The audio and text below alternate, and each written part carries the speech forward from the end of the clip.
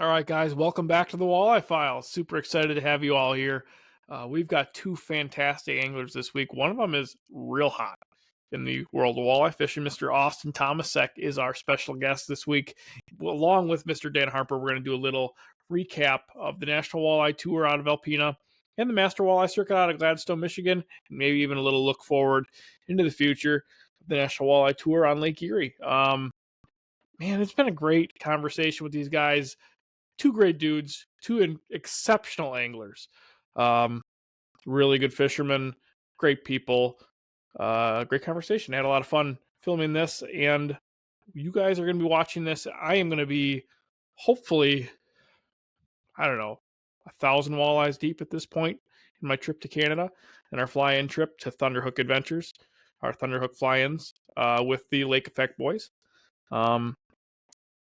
I am super excited to bring you guys a lot of content from that. It's going to be a great trip.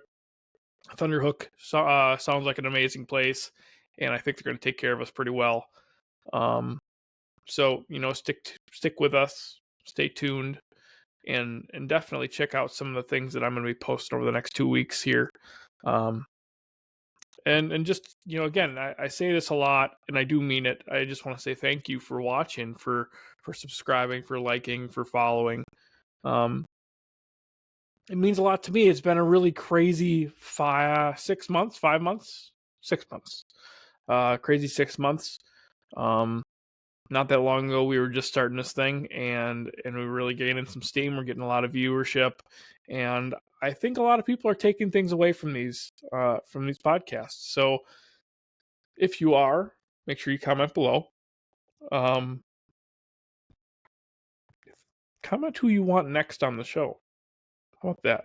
If you comment who you want next, maybe even tag those people, and I'll reach out to those people and see if we can get somebody on the show. That'd be pretty fun. Yeah, we're getting here July 22nd right now when I'm filming this. We are close to the last event of the National Walleye Tour season. My next big event here, we got a couple events coming up. First weekend in August, my wife and I have a tournament. My good buddy Mitch and I also have a tournament the day before that on the Bay of Green Bay. Battle on the Bay is coming up, which is one of my favorite events of the year. And then the National Walleye Tour Championship at the end of August and into early September. I'm going to be doing some time on the Bay of Green Bay and doing some interviews and some things with the anglers, hopefully there. Super fortunate for me to be able to be in this position where I get to spend some time with some great anglers, talking to some great people, learning from great anglers. More than anything, guys, I think I don't want that to get lost in this. This is a large portion of why we do this is learning. I want to help other people learn. I want to learn myself. Because I think if you're not learning, you are definitely losing, and I don't like losing. But without further ado, guys, Austin Tomasek, Dan Harper, and myself, thanks again for watching. Thanks again to our sponsors, Striker Brands, Lake Effect Lures, and of course, Walleye Nation Creations. Here we go.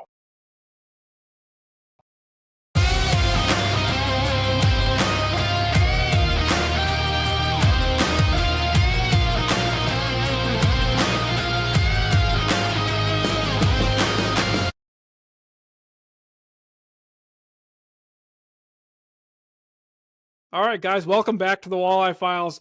Dan Harper and Austin Tomasek. Super excited for this one, guys. We are going to do a little recap of Alpena and the Master Walleye Circuit out of Gladstone, and a little look forward too to the last stop of the National Walleye Tour on Lake Erie. Boys, how you doing?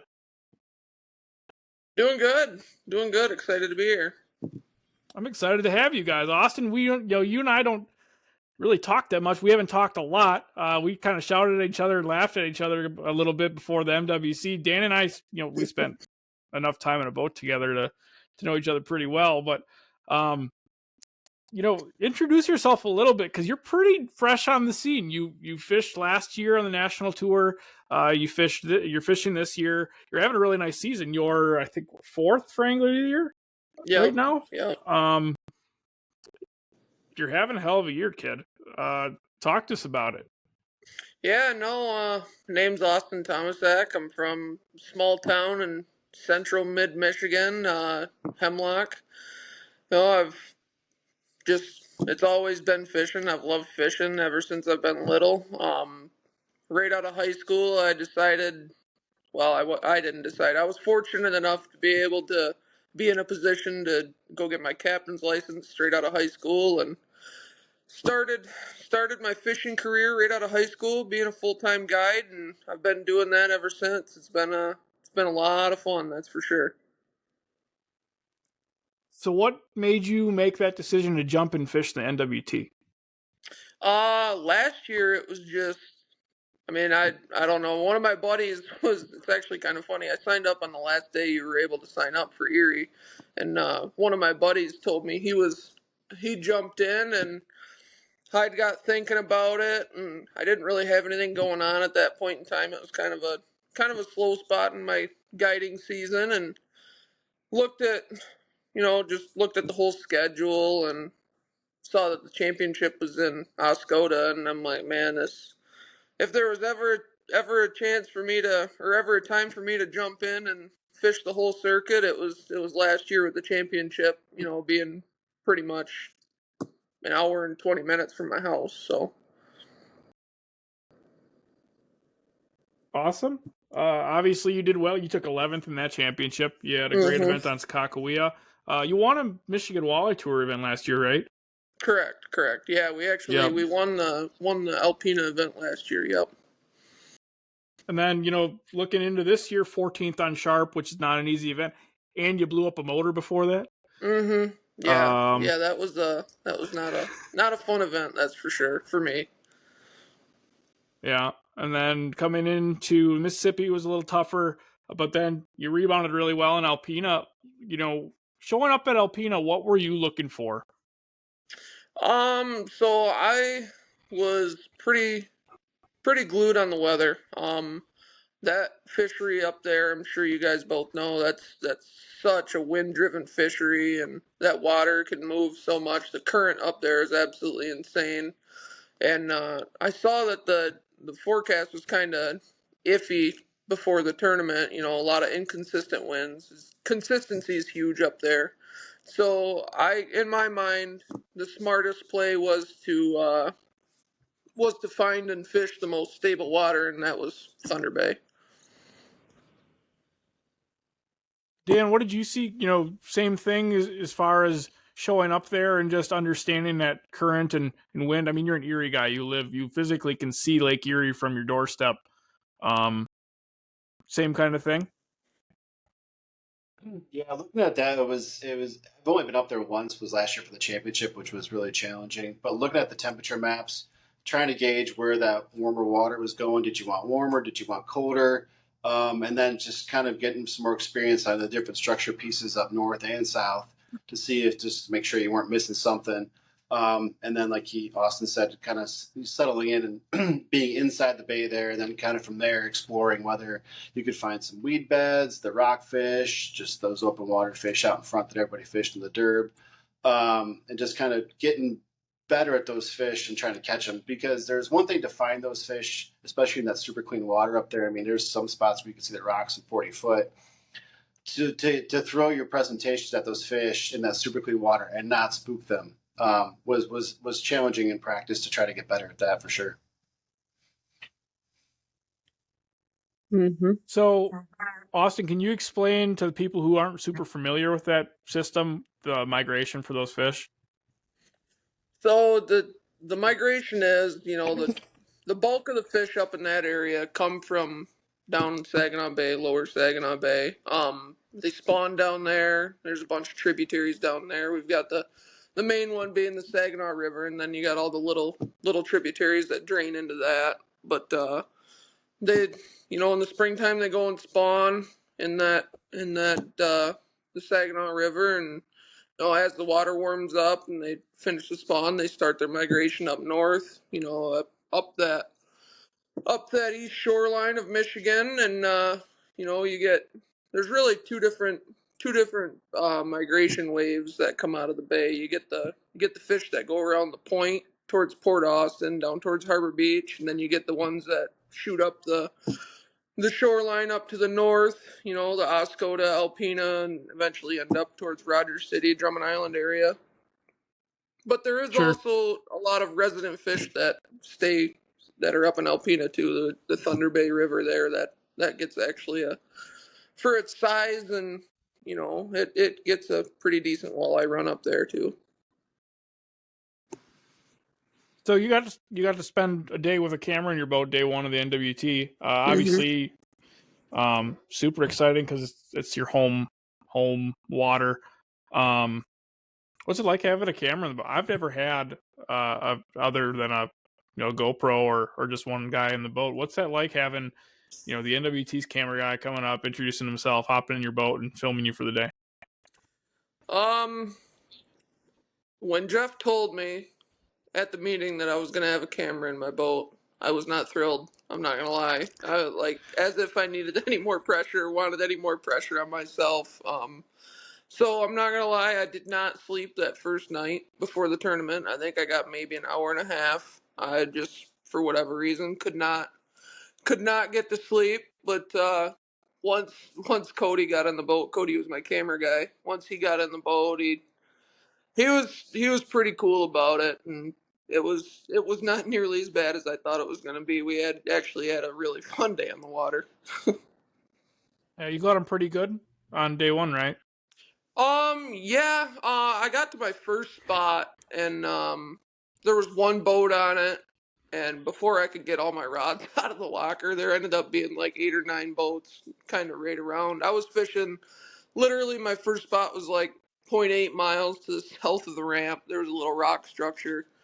I was kind of off the edge of the rock structure, and yeah, apparently other people had found those fish as well, which, I mean, they were kind of hard to miss. There was a lot of them in there, but they definitely were not there long. I think I spent maybe 10 minutes at my first spot, and then I ran out and went to my secondary spot, and it was pretty good. We went maybe 20 minutes after we got out there. I had my 5 fish in the box, and nothing big, but solid 4.25 pounders, and then maybe 45 minutes to an hour after that, we came across one good school of fish, and looking back now, it still kind of haunts me.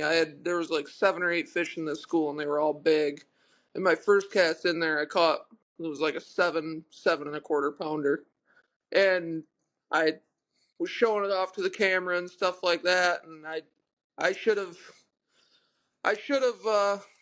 taken it a little more seriously and ran right back up there on the trolling motor and got back on those fish, but I didn't, and I never could find those ones back. I wish I would have found that school back. That was a school I was looking for both days, that's for sure. Dan, were you seeing a lot of schooling fish like that in practice? When I came on the inside there, yeah, the stuff I had offshore was there'd be randoms, but they were big. The fish, the better fish that I found as far as schooling goes was in some wheat beds that I found. When I came into the inside of the can lines there, yeah, there was, if you could get away from the right crowd and you'd find the right little pods, there'd be little groups of 3s and 4s, 1s and 2s. 2s were great. I never found like a big pod, but when you did find those right ones, kind of away from everybody, they were pretty willing for the bite. Mm-hmm. Sure. So going into day 2, guys, I know, Dan, you had a little bit of a tougher event. It's not easy, especially that area. It's a tougher area in general. Austin, I think you jumped up a handful of spots. I think you jumped up 5 spots on day 2. Mm-hmm. As far as weather and current and other things, were there any big changes you guys saw on day 2? There was a little more wind on day 2. The water temp had warmed up a little bit where I caught my fish the day before, so I knew they were probably going to shift a little bit, I wasn't worried. During pre-fish, those inside fish, they moved, they'd move a half mile one way or the other each day. You just had to find them. But, yeah, I definitely think, coupled with boat pressure, those inside fish were definitely a lot tougher on the second day. It was not as easy. I think I had one fish before like 11:30, and I wasn't seeing much. I think I maybe saw 5 or 6 walleyes before then, and I was doing some pretty good spot jumping, running some stuff that I know that those fish get on, and I knew I had to do something just to clear my head. So actually, right at the marina there, inside the marina, underneath the boat docks where all the boats were tied up, there was a ton of fish laying underneath there. So I ran in and I caught 4 fish, basically bass fishing underneath these boats in a matter of 20 minutes, 15 minutes, and we and ran out and tried for our bigger ones to upgrade them. But I knew once I had 5, I would fish a lot better and more comfortable. So that's the only reason I went in there. We did end up getting one good fish out of there.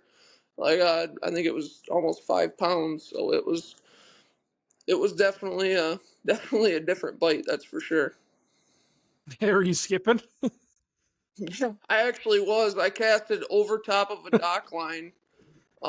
My first fish I caught in there, I threw over top of a dock line that was attached to a sailboat on accident. And my co-angler, when I set the hook on the fish, I didn't realize I was over top of the dock line.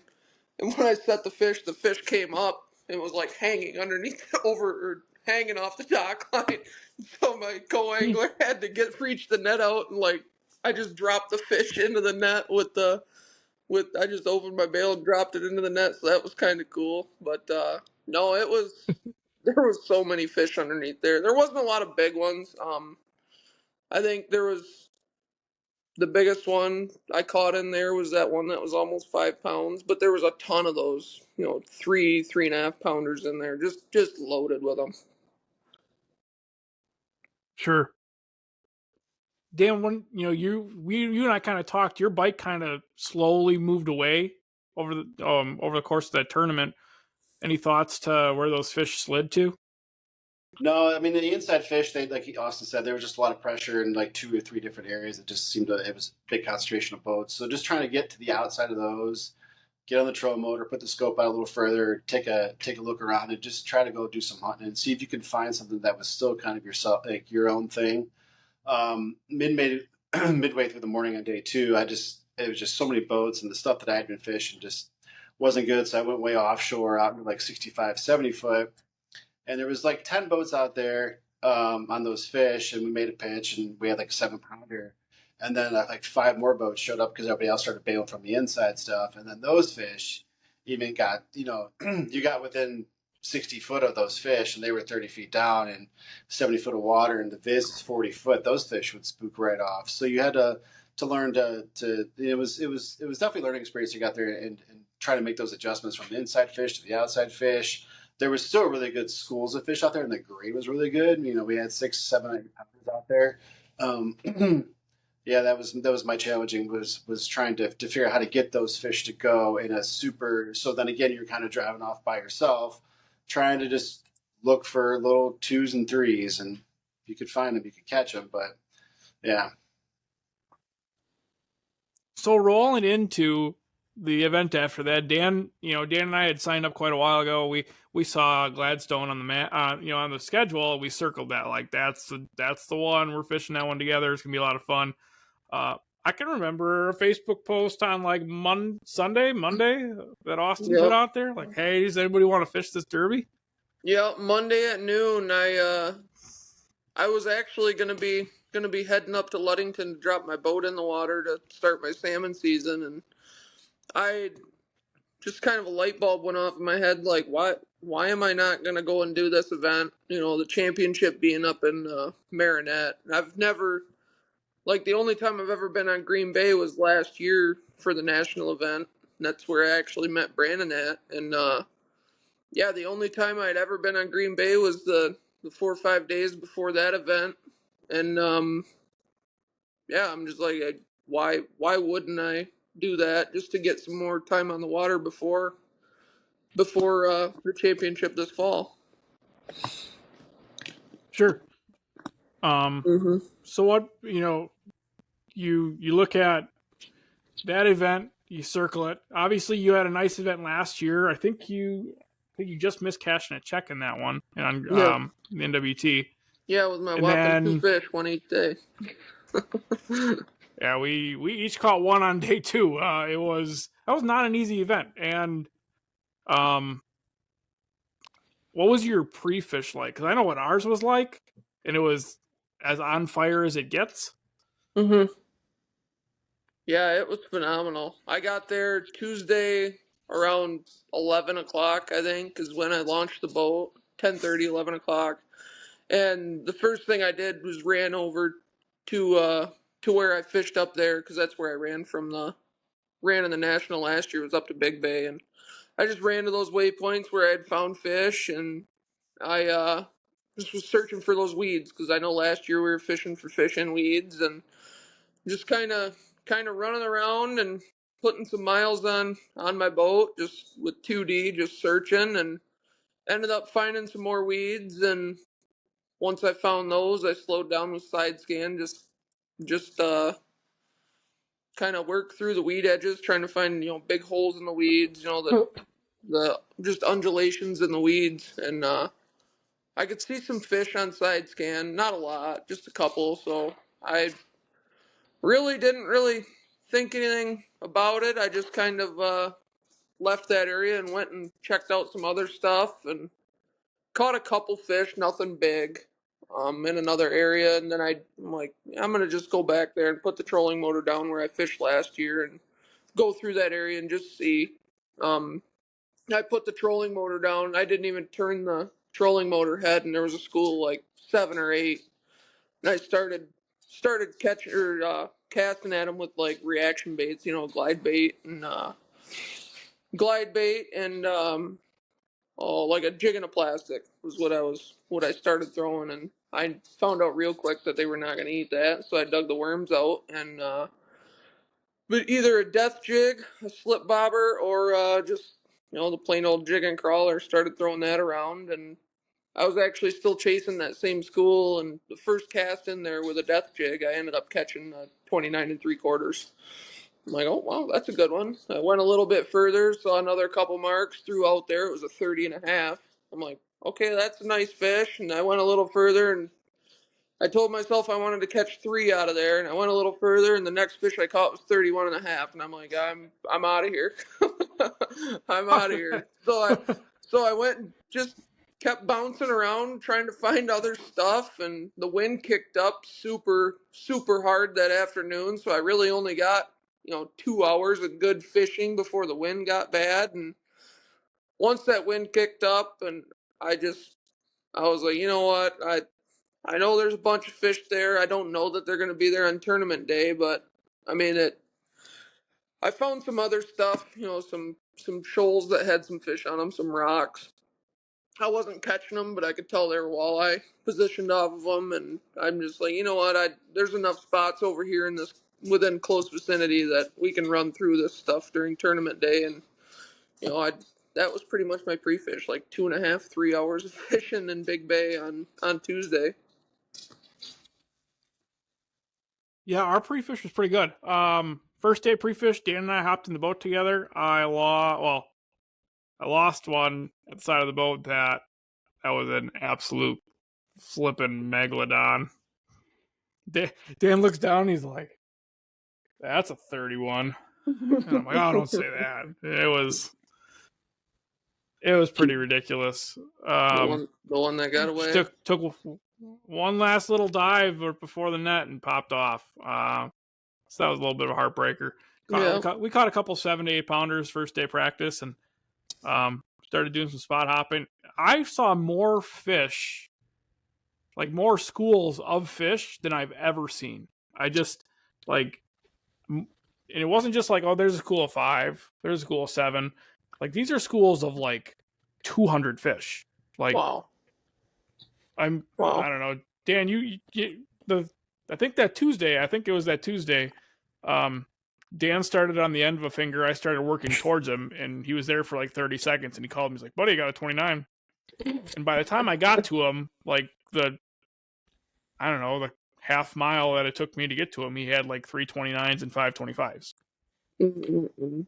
Yeah, I didn't see anything like that. I didn't see any mega schools. I think the biggest school of fish I saw was that that first school, and I think there might have been 7 or 8 fish in it, 6, 7 fish, something like that. But no, they were just the area I was in. They were just all big roamers, and just I don't know. They were really easy to catch too. Like everyone I was throwing at was biting. Yeah, it was interesting to look at those fish, and that was more rockfish where they were schooled up that hard. But to see a school of like Panover, like there's a couple hundred fish, like back here from Lake Erie, like those are all sheephead. Like they all look like I'm like I've never seen this on Green Bay before. Throw in there and it's like a 28. And you're like, oh, maybe they're all walleyes. You chuck a couple more in there in the different parts of the school, and they're like 27 and 29. You're like, oh Jesus Christ! There's these fish are just all these are all just giant walleyes, and yeah, that was pretty special. That's awesome. Yeah, That's awesome.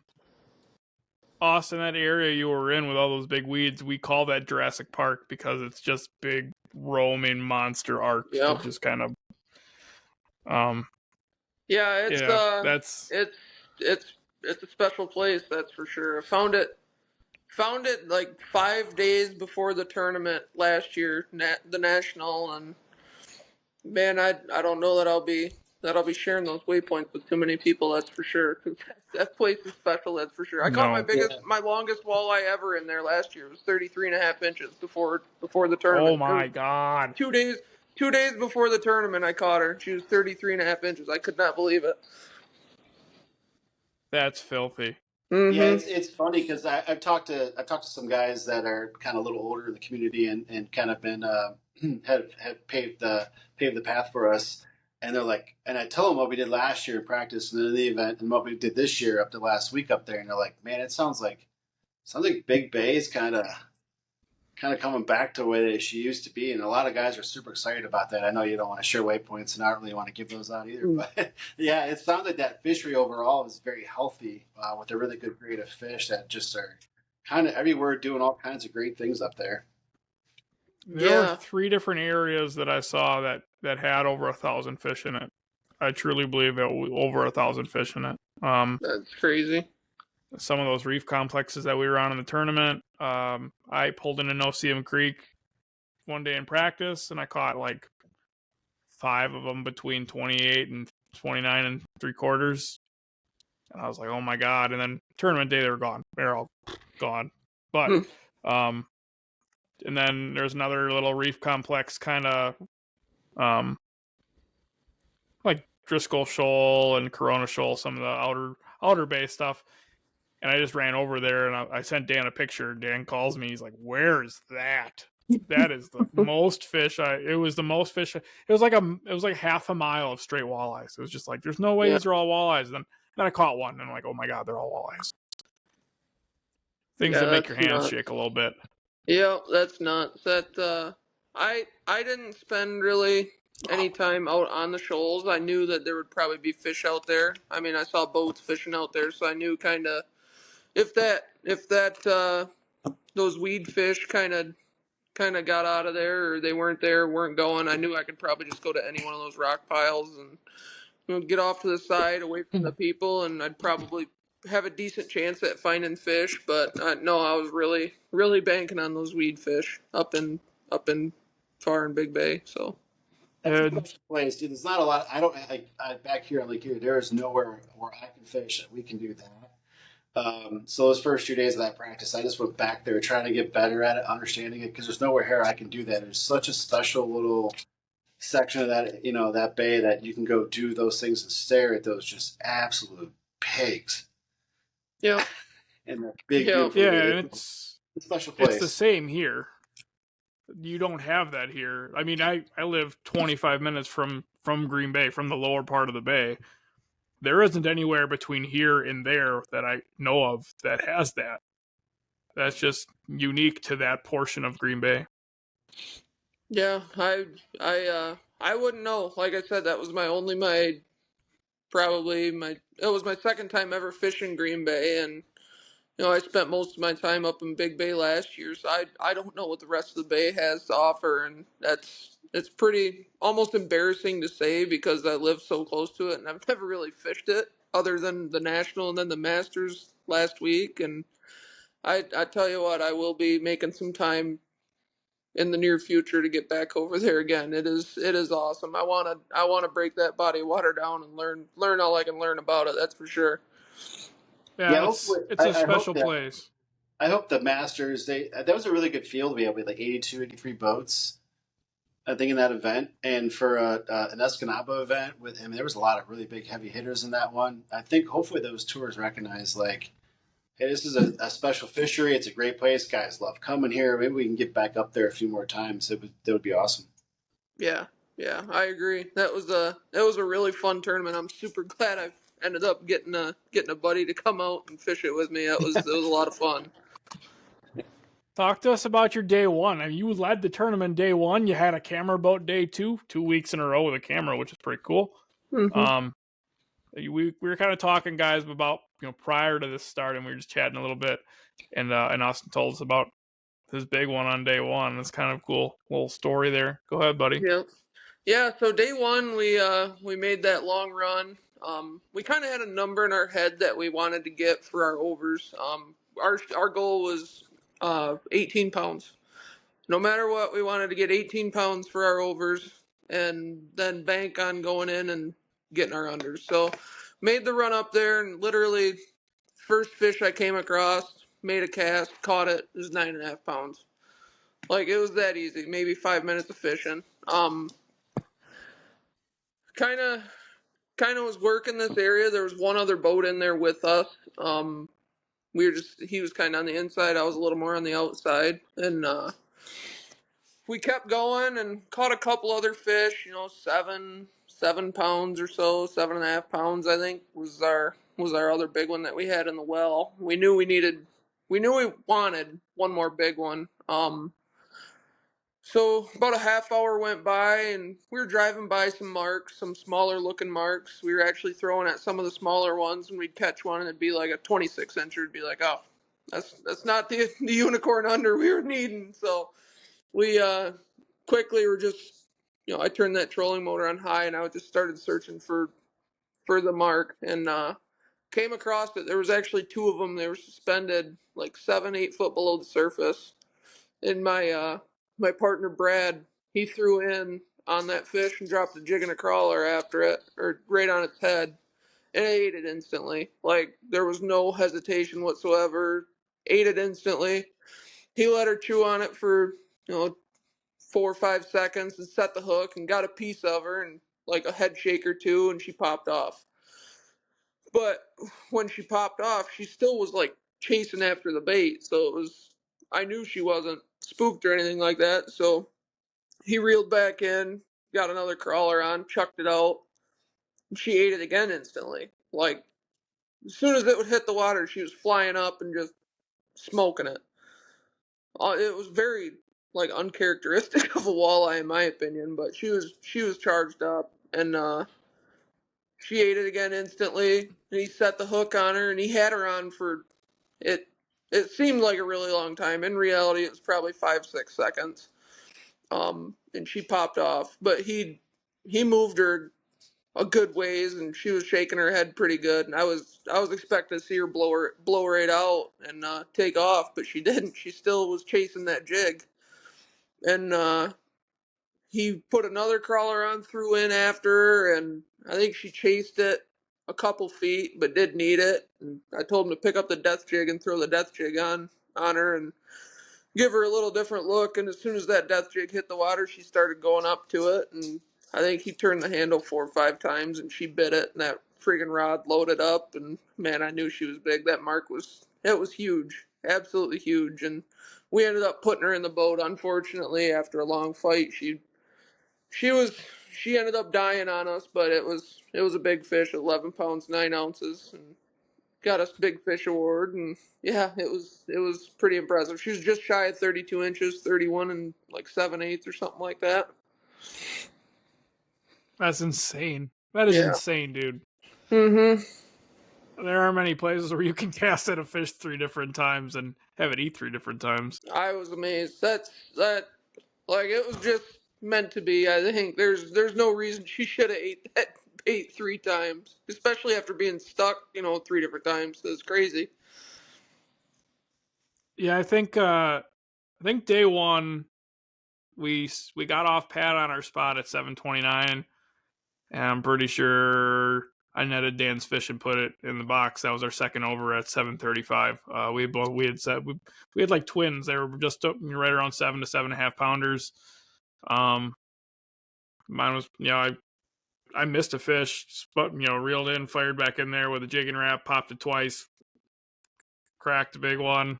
I was a little excited. My hands are shaking a little bit. I'm all pumped up. I'm in the back of the boat putting the fish down in the water, and I walked back up to the front of the boat, and I didn't even cast yet. And Dan's like, "Net, buddy." That's awesome. Yes, sir. That's awesome. So moving on to day 2, we had something crazy on day 2. We talk about crazy things that happen, like fish biting 3 different times. Mr. Harper, let's talk about the first fish on day 2, because I still have never seen anything like it. It was in the middle of the flipping monsoon that was happening. Going. Yeah. The rods are buzzing. Yeah. That was those. Well, we had like an 8 and a 7.5, and I think we called up in that thunderstorm up to like a 9.5, and even a 9.5, and then we dropped another big one. Yeah, it was kind of following and fishing in front of those different guys. There was like 5 or 6 boats out there, and we were just kind of like, that's the right one. Yeah, that was a cool place. That was sweet. More than anything, I meant the fish that we caught. The biggest one of the 2. I threw the net under it, and we're like, we thought it was a sheephead. We saw it kind of turn sideways, and it was like, sheephead. Oh no, it's walleye. I threw the net under it, picked it up, and as I swing the net in the boat, there's shit flying everywhere. I apologize for my language, everyone. Mom, if you heard that, I'm sorry. My mom loves it when I swear. And I swing this fish in the boat, and there's just stuff going everywhere. And this fish is dumping spawn all over my boat in July. Wow. There were eggs everywhere, and I was barefoot stepping on them. It was gross. There's probably close to a pound of eggs. There was a pound of eggs in the bottom of the boat. Yeah, that fish is probably 10-9 on. We probably win big fish if that doesn't happen. You know that? Yeah. We I think big fish day 2 is 10-5. I think we win big fish if that doesn't happen. Something wrong with her holding on to them that long. Right. And she was pouring like she was going to do something with it too. Wow, that's crazy. Yeah. So then, I put that fish in live well. We're like, what just happened? We're fishing around a lot for a while. We caught like a 28. We're high-fiving, got a 28. We ended up buzzing back through that area later, weaving in and out of boats who were just slow fishing. Guys, you sometimes speeding up and just buzzing past everybody, even if you're live scoping, is okay. Like, I think people spend too much time staring at one mark. I don't know what your thoughts are, Austin. Dan and 100%. I talked about this. Like, I think people fish. They'll put 7 casts on a group of fish or a fish, and it's like, if he doesn't go the first or second time, I'm going.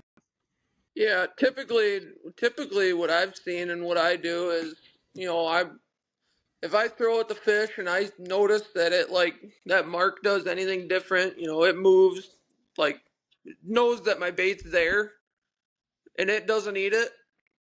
Typically, I'm moving on to another fish. Where, like, the only instance where I'll cast multiple times is if I see the mark physically, like, not even move, like it doesn't know my bait's there or anything like that, and I'll make another cast on it and just try and get it close to it. And 9 times out of 10, it just didn't see the bait the first cast. And typically they react in some way when you get your bait close to them. They'll react some sort of way. Either they'll come after it, get spooked by it, or what. If you see the mark and it doesn't move, in my opinion, I don't think they've seen it. They're not just going to let a bait go by them and not even move, in my opinion. But yeah, I agree. There was a point on day 2 where we called that 8-pounder to a 9-pounder, and unfortunately, again, it was during a monsoon, and there's lightning in the air, and rods are kind of buzzing a little bit, and we're hanging there, and I'm like, dude, get a picture of this. I had the balance beam, and I'm holding the balance beam with like a 29 and a 29.5 on the balance beam. That's awesome. Unfortunately, we didn't get a picture because our phone would have been wet. But yeah, our day 2 was a lot different. We got in there and there was there was one other boat, the same boat that started in there, and then we got in there, and literally for the next 20 minutes, it was boats dropping all around us. I don't know if they were following or waiting for us to get in there or what, but they weren't in there. They might have came in there, later in the day after we had left because we were gone so early. So I don't know that they weren't in there, but there was definitely a lot more boat pressure in there on day 2, and we had kind of a heartbreak on day 2 right to start off. It was like the first 10 minutes we were going along, and I panned over and I saw the mark again. Another one of those just giant blimps where it's a giant fish. I don't know how big, whether 10 or 12 pounds. It was just way bigger than average mark in there. And I threw over there, and she followed the death jig for maybe 8-10 feet, and then she cracked it pretty good. And I did the same thing I always do with it, just started reeling a little faster and just kind of sweep the rod a little bit to drive those hooks home. And she shook her head probably 4 or 5 times. I had good pressure on her, and she popped off. But unfortunately, that one I knew we weren't going to get another shot at. She took off like a rocket the other direction, so that sucked. That was a really big fish. I don't know how big, but it was one of the ones we needed, that's for sure. Yeah, we had one on day 2 that you're watching it on the scope, you're dropping a bait past it, and it did one of these. Just you're like, oh my god, that one ended up popping off too. It's like a teeter tot. Yeah, that was a little bit of a heartbreaker. Yeah, and then we didn't put an over in the well. I guess we did have one over. We caught like a 6-pounder, which if we might as well not even had it on the box because we knew we weren't leaving until we had two of the big ones we needed. We kind of discussed that if we wanted to win the tournament, we needed to have at least 17 or 18 pounds in overs in the box if we wanted a chance to win it. And we didn't care how long it took. The unders day 1 were pretty easy to catch for us. We caught probably 15, 20 unders and just kind of kept calling up ounces. Whenever we'd get one a little bit bigger, we'd just call it up. But we knew we needed to get 2 big overs to have a chance at winning, and I figured 17 pounds would be the minimum that we needed. I would have loved 20, 21 like we had the day before, obviously, but 17, I figured if we got 17, it was going to take someone a really, really good day to end up beating us if we ended up getting our 3 unders. But I was fishing that tournament to win it. Didn't really care about second, third, anything like that. I just knew we wanted to win it. So unfortunately, our unders day 2 after we ended up catching our second good over. Well, I guess I could back up. So we like 11 o'clock, 10:30. The camera guy he called the camera boat, the chase boat. And right before the chase boat got there, I stuck our first good over. She was almost 9 pounds, 8 3/4, and so that was kind of cool. At least he got to get us on camera catching one good over, and then as soon as he left, we kind of jumped to another end of the bay just to check out where I'd found some fish the day before or the pre-fishing a couple days before, and she was dry. There was nothing there, and so Brad and I talked, and we were like, dude, our best chance at winning is just going back there. All we need is one more big bite. And so we went back there. We ran it for probably another half hour or so. It was getting down to like 12:30, almost 1 o'clock. I'm like, you know what? I'm getting out away from these boats. I was getting irritated. There's people everywhere in there, it seemed like. I mean, there really wasn't a ton of boats in there, but they were all like right where I wanted to be.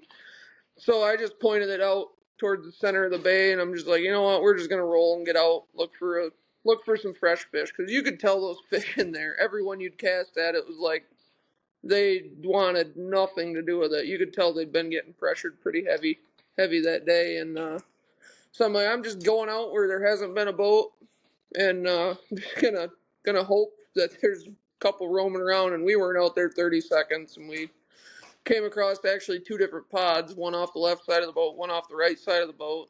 The ones off the left side of the boat looked a little bit bigger, so I had Brad fire out at the ones off the left, and it was the easiest fish catch ever. Like, the bait dropped on his head, he turned the handle 3 or 4 times, and she was on. And he caught her, and she was an 8.5, I think. So that gave us our 17 and a half, 18 pounds that we knew we wanted, and we took off scrambling towards Little Bay where we caught our unders, and we were just hoping that we could get 3 of those right ones, and we got in there, and it was definitely tough. There was fish everywhere. We were seeing hundreds and hundreds of fish. I think we fished for maybe 45 minutes to an hour, like constantly casting before we finally got our first bite. And I caught it. It was a 22-incher.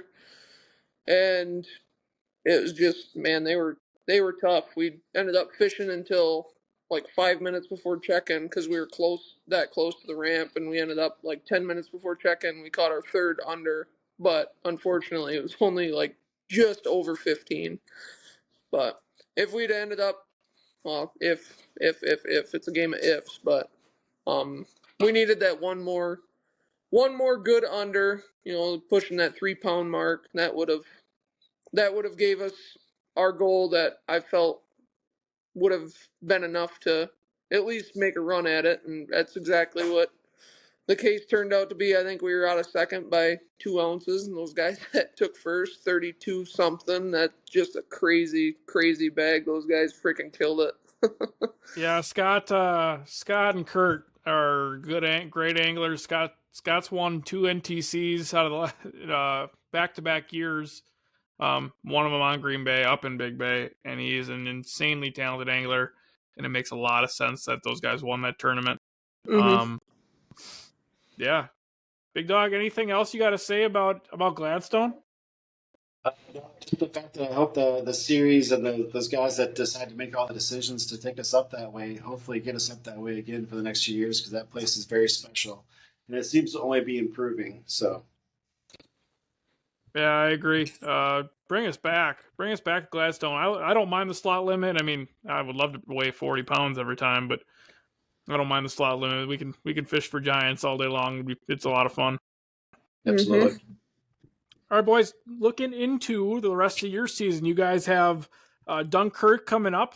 What's it going to take? What's it going to take to win? And what are we looking at as far as tactics? What are we expecting as far as a bite? Well, I think probably you got to figure out a way to get to like 30 pounds. 30 pounds seems to be the average low minimum that you're going to need to get to start to do some work over that way. There's been a couple local tournaments that way. There's been a little bit more to win, but those are more guys in the boat. They're allowed to run more rods. The fish are doing not exactly what they're supposed to be doing out there that way this year right now. Obviously, guys can go out there and scope. You can catch them from 10 foot out to literally 150 foot if you wanted to. The trollers might have a little bit of something to say about this one, being able to run more rods, different types of trolling. But then again, if the guy's really good with the scope, being able to go there and identify the right fish will be a very important thing. And then it'd be just a cool thing to see guys go out there and scope, like we're catching our fish in 15 to 30 foot of water the last few weeks, and go out there and you're 50 to 100. How are guys good at reading that current? Because you'll have 2 or 3 different current layers. How do you get your baits down to those fish? The jig and crawler might not be as much as a hard bait to get down there to some of those deeper fish. How can you tell if this one's a walleye, not a lake trout? Can you get that fish to go? And everything else that goes along with that, your boat control and everything else. So it'll be a fun one. But yeah, I think you guys need to get to at least 30 pounds to do some damage. Yeah, that's very similar to what I was thinking. I don't think people are gonna. I mean, with us not being able to go to Canada, obviously, I think it's gonna be tough for somebody to get that big bag like Hoyer did a couple years ago. Those fish over in Canada are definitely big. I've got some some friends over there, and they're doing really well on big fish right now. But it's not going to be they're not going to be touchable for us when we get out there unless they push way offshore out by the line. But I think 30 to 35 pounds a day, you're going to be.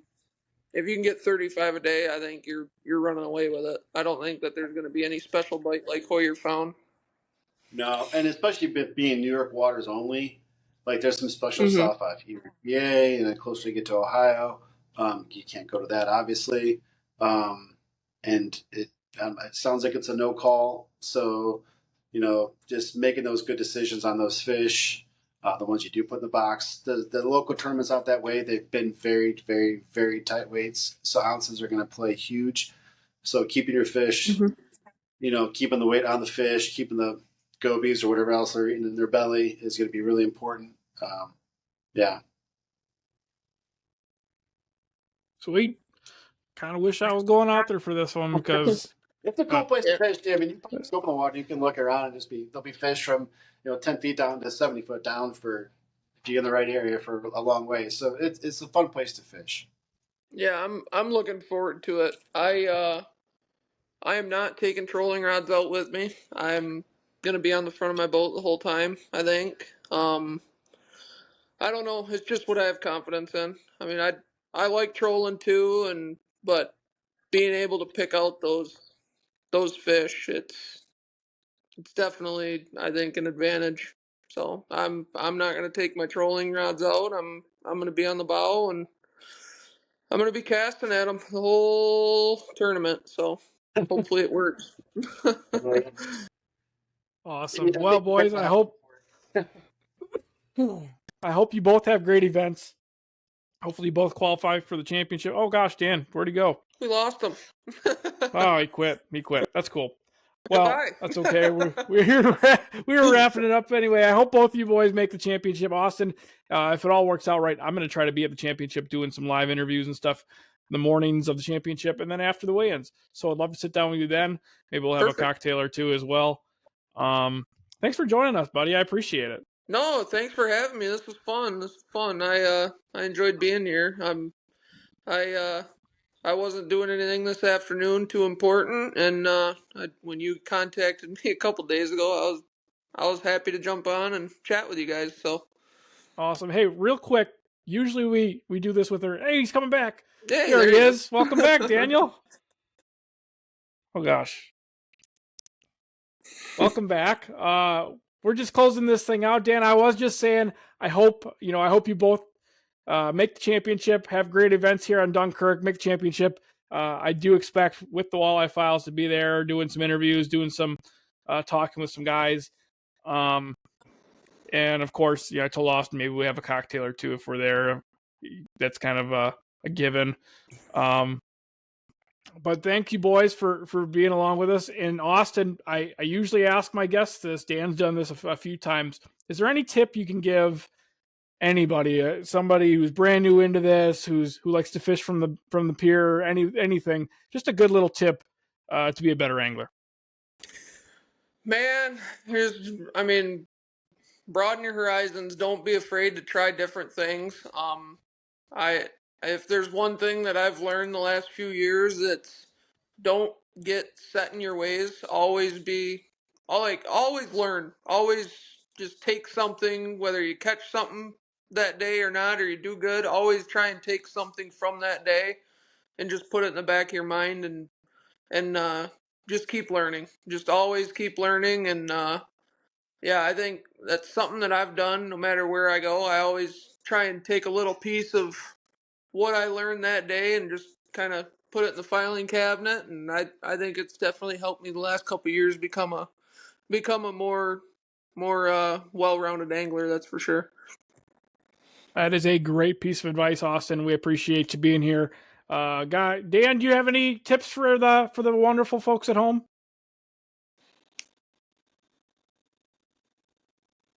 Oh boy, I can't hear Dan. That's not good.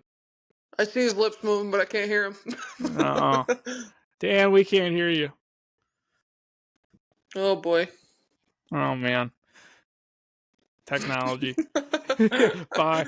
All right, guys. Hey, thanks again for watching the Walleye Files. Everybody who's watching, I appreciate it. Make sure you follow us on Instagram, Facebook, Spotify, YouTube, and all the other things. I think TikTok's one of them. Thanks again to our sponsors, Striker Brands, Lake Effect Lures, and Walleye Nation Creations. And I leave for Canada in less than 30 hours for a fly-in trip. So I got to get packing. Boys, appreciate you guys. Thanks for being on. Yep, thanks. Have fun in Canada, buddy.